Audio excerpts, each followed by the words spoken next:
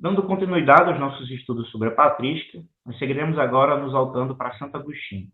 Santo Agostinho de Hipona ele é a grande referência da patrística. Ele nasceu em 354 e faleceu em 430. Durante a sua vida se converteu ao cristianismo. Mas antes de sua conversão, ele foi adepto da doutrina maniqueísta. E após a sua conversão, veio a combatê-la. Dentre as suas obras, podemos destacar as Confissões, que diz respeito a um retrato autobiográfico do seu processo de conversão e também da sua aproximação com Deus, do crescimento na intimidade com Deus. Em Santo Agostinho, a sua filosofia ela se constitui como uma sólida filosofia cristã. Em outras palavras, como ele mesmo expressou, um filosofar na fé, que por mais de um milênio influenciará o pensamento ocidental. O problema voltado à relação entre fé e razão encontra em seu pensamento cristão a primeira solução mais clara. A relação entre a fé e a razão, podemos dizer que a relação entre a fé e a razão, ela encontra, como nós dissemos, uma primeira solução mais clara em Agostinho. E ela é definidora, digamos assim, da sua cosmovisão. Ou seja, ela, por assim dizer, é o núcleo de onde provém e a partir de onde se ramifica todo o pensamento de Agostinho.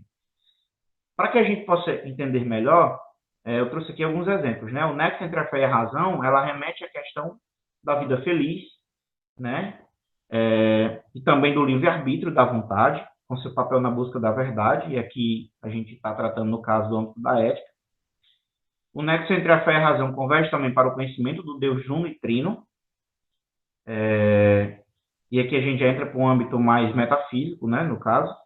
O nexo entre a fé e a razão pode ser analisado também sob o prisma do processo cognitivo. No caso, o conhecimento sensível e o inteligível, eles não dispensam o binômio fé e razão, como nós veremos mais à frente.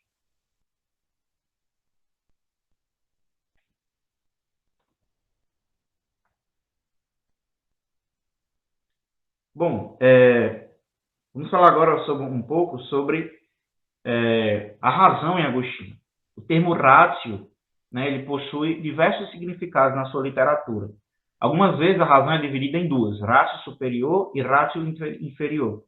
O termo ratio superior refere-se à função mais elevada da alma, que é a de apreender verdades inteligíveis. No caso, os termos intelectos e inteligência, falaremos mais sobre eles, são empregados também como sinônimos de ratio superior. Sempre que Agostinho se refere ao problema da relação fé e razão, ele vai utilizar os termos em latim ratio superior, intelectos ou ainda inteligência. Então, fique ligadão no Enem, certo? Caso caia esses termos. A ratio inferior, ela sempre se remete à apreensão e elaboração do conhecimento ligado à realidade sensível, ou seja, da ciência. Então, trata-se de um movimento, uma atividade do pensamento inferior à inteligência ou intelecto, que tem como finalidade a aquisição de conhecimento, muito embora seja um conhecimento inferior ao objeto da ratio superior, digamos assim. E aí, quando empregado no plural, o termo rationes significa as próprias ideias divinas.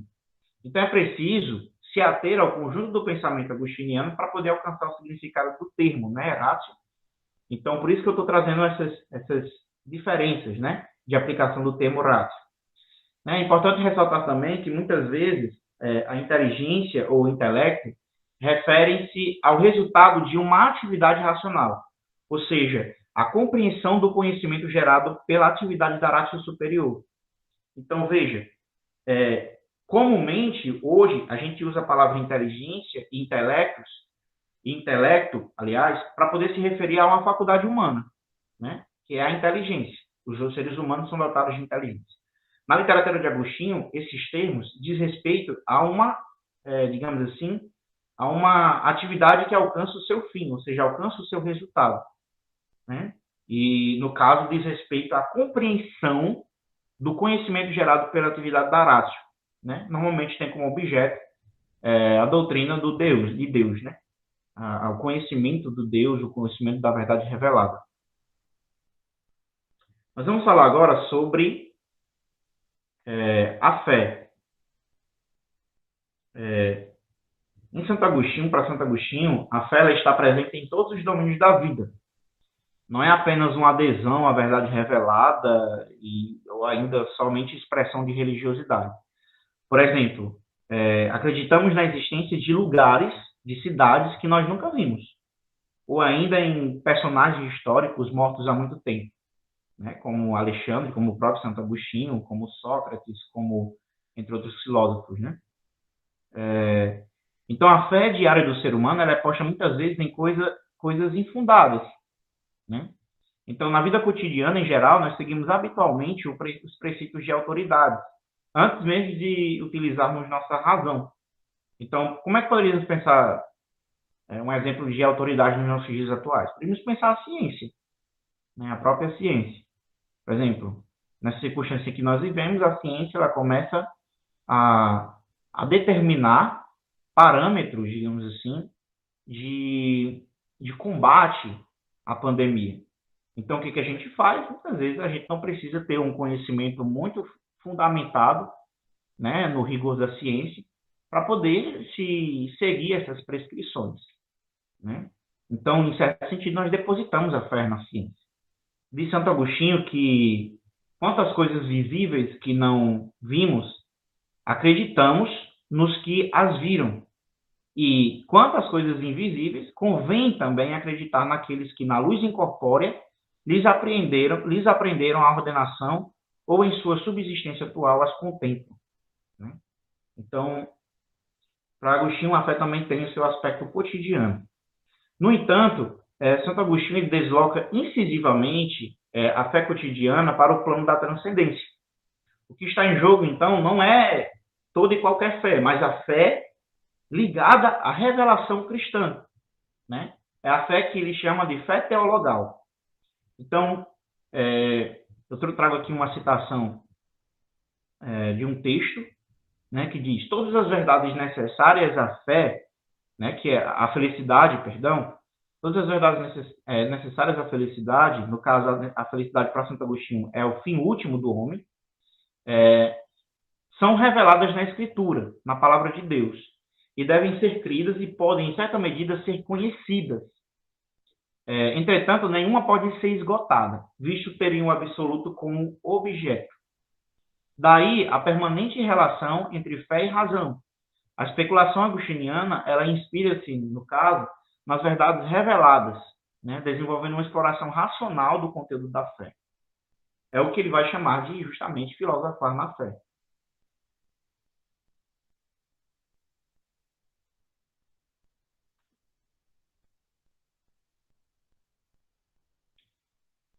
Pode-se dizer que a relação entre a fé e a razão, para não se deturpar, ela exige três principais momentos. Primeiro, é a preparação para a fé pela razão. Eu vou explicar o que é isso. O ato pela fé, segundo momento. E o terceiro momento é a inteligência, que nós já entendemos como apreensão, né, como compreensão de algum conteúdo. No caso, o conteúdo da fé, né, o conteúdo diz respeito às verdades reveladas. Entretanto, nem sempre se transita livremente e sem sobressaltos de um para o outro, esses momentos, né? Mas eles passam por essas três etapas, né? Ainda assim, elas passam por essas três etapas. No caso, a interação entre esses três momentos é o caminho ideal desejado para o cristão. Entretanto, essas três etapas elas não se exigem mutuamente. Apenas o primeiro momento se impõe, porque obrigatoriamente só pode crer quem é dotado de razão. Por exemplo, os animais eles não creem. Por quê? Porque eles não têm razão. Quem não possui razão no sentido de pensamento agora, e aqui eu me refiro à razão no sentido de pensamento, de atividade do pensamento, não pode crer e, no caso, também não pode assentir com a fé, né? Concordar com a fé, né? Fazer uma escolha por ela. Então, a razão ela é condição primeira de possibilidade da fé. E aqui nós nos referimos ao primeiro momento, né? Que é a preparação para a fé pela razão. Isso significa que o fato de que só pode crer quem tem razão, quem pensa. Sobre o ato da fé, né, poderíamos dizer o seguinte, sobre esse segundo momento, a vontade ela precisa assentir, e é ela que vai unir as três etapas desta relação, sendo a condição, ela é, digamos assim, a condição de continuidade desses três momentos, né? Que estabelece uma relação entre fé e razão. Em certo sentido, Santo Agostinho ele considera que ter fé é não somente um dom, mas também um assentimento, né? Ou seja, é também constituído de uma escolha, o que significa que a fé precisa ser afirmada, né? Então, a deliberação da vontade pode também nos afastar da fé, né? Recusando e rejeitando o ato da fé. E aí, para falar sobre o terceiro ponto, né? Sobre a inteligência, no caso, a apreensão do conteúdo da fé, caso a vontade, né? A pessoa, ela escolha, né? Por se afastar da fé, caso ela rejeite, o movimento da relação entre a fé e a razão, ele é esvaziado, né? E a apreensão do conhecimento da fé, isto é, da verdade revelada, se torna inviável. Nós vamos falar agora sobre a ordem da intelecção e da fé. Isto é, se devemos primeiro compreender para, digamos assim, para crer, ou ainda se nós devemos crer para poder compreender, né? Segundo Santo Agostinho, retornando a alguns aspectos, no caso aqui, né, das relações entre fé e razão, nota-se que crer é um ato de pensamento, um ato do pensamento. Então, para crer, para ter fé, é preciso pensar. Todo aquele que crê, pensa. Crendo, pensa. Pensando, ele crê, né? Mas, afinal de contas, devemos compreender para crer ou crer para compreender, né? Lembrando que isso constituiu a discussão que tratamos na primeira parte, né? E em certo sentido, também constituiu o argumento da oposição àqueles primeiros defensores, né? Aqueles primeiros representantes da patrística, os apologetas da escola neoplatônica cristã de Alexandria, né? Os opositores eles usavam como argumento a passagem de Isaías, né? Que diz: enquanto não credes, não compreendereis. Isso para se opor à justificação da fé cristã pela filosofia grega, pela razão grega. Bom, a resposta de Agostinho está no Sermão 43, quando ele diz, né, ele discorre brevemente sobre o sentido da intelecção e da fé, e diz que todos querem entender, mas nem todos querem crer. Então, se lhe disserem compreenda para crer, responderia crê para que compreendas. Nesse caso, ele acrescenta, nesse caso, aquele versículo, né, de Isaías que diz: enquanto não creis, não compreendereis. Santo Agostinho ele diz em seguida que, em parte, tem razão aquele que diz que compreenda para crer, né? Visto que ele mesmo, né, Santo Agostinho, ele fala para que creiam aqueles que não creem e, sem entenderem o que ele diz, não podem crer, né? Logo, é em parte verdade que se compreender para crer, e também o que Santo Agostinho diz, conforme Isaías, crer para compreender, né? Ambas são verdades, né? Ambas as proposições, né? E já que ambas têm razão, Santo Agostinho acrescenta: portanto, compreende para crer e crê para compreender, né? E encerra o sermão dizendo que, como esses termos, né, que devem ser entendidos o seguinte, né? Compreende minha palavra para crer, a palavra dele, de Agostinho, né? E crê para que compreendas a palavra de Deus, né? Então, aí está, né? Digamos assim, a relação, né? Esse nexo sólido entre a fé e a razão no pensamento de Agostinho, né? Que constitui, podemos dizer assim, o fundamento, né? E o ponto de partida, né? E onde vai se estruturar todo o seu pensamento. Então, há razões para crer, né? Uma delas segundo Agostinho, é ser razoável, ou seja, não confiar apenas na razão, porque ele diz que a razão por si só não é suficiente para alcançar a verdade. E uma outra razão para crer é que a fé não é um fim em si mesmo, mas ela deve conduzir à intelecção, ou seja, à compreensão, né, do conhecimento do conteúdo da palavra revelada. A fé em si mesma, ela também pode se extraviar, segundo Agostinho. Então, ambos os termos eles são indissociáveis no percurso rumo à verdade, no caso, a fé e a razão. Então, para concluir, né, eu gostaria de, né, só recapitular, né, que a fé e a razão para Agostinho compreende um nexo inseparável que constitui todo o alicerce sobre o qual se fundamenta o seu pensamento.